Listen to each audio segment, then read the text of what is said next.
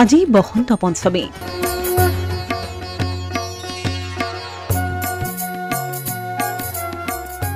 বসন্ত পঞ্চমী কিয় উদযাপন কৰা হয় আৰু ইয়াৰ তাৎপৰ্য কি? হিন্দু ধৰ্মত বসন্ত পঞ্চমী জ্ঞানৰ দেৱী সৰস্বতীৰ প্ৰতি সমৰ্পিত বুলি কোৱা হয়। বিশ্বাস কৰা হয় যে যদি এজন ব্যক্তিয়ে এই দিনটোত দেৱী সৰস্বতীৰ পূজা কৰে তেন্তে তেওঁৰ শিক্ষাৰ ক্ষেত্ৰত অপৰিসীম সফলতা লাভ কৰিব পাৰে। বসন্ত পঞ্চমী প্ৰতি বছৰে মাঘ মাহৰ শুক্লা পক্ষৰ পঞ্চম দিনা উদযাপন কৰা হয়। এই বছৰ শুক্লা পঞ্চমী তিথি 2 ফেব্ৰুৱাৰীৰ পুৱা 9:14 পৰা আৰম্ভ হ'ব আৰু 3 ফেব্ৰুৱাৰীত পুৱা 6:52 সমাপ্ত হ'ব। সেয়ে 2025 চনত বসন্ত পঞ্চমী 2 ফেব্ৰুৱাৰীত উদযাপন কৰা হ'ব।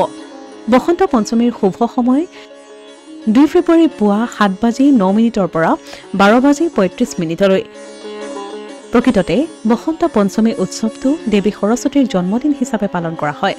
ধৰ্মীয় বিশ্বাস অনুসৰি বসন্ত পঞ্চমীৰ দিনা দেৱী সৰস্বতী প্ৰকট হৈছিল। পৰম্পৰা অনুসৰি গোটেই বছৰটো 6টা ঋতুত বিভক্ত, যিবোৰ হৈছে বসন্ত, গ্ৰীষ্ম, বৰ্ষা, শৰৎ, হেমন্ত, শীত ঋতু।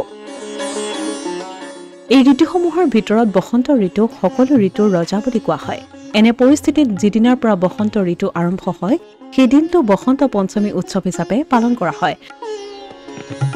বসন্ত পঞ্চমীৰ দিনা মহাকুম্ভ মেলাৰ তৃতীয় অমৃত স্নান কৰা হ'ব। কোৱা হয় যে এই দিনটোত অমৃত স্নান কৰিলে মানুহৰ পাপ খণ্ডন হয়। ইয়াৰ লগতে অন্তহীন গুণ আৰু জ্ঞানৰ লগতে সুখ আৰু সমৃদ্ধি লাভ কৰে। এই দিনটোত মহাকুম্ভ মেলাত অমৃত স্নান কৰিবলৈ সমাগম হৈছে কোটি কোটি লোকৰ। Asomiya Pratidin digital desk.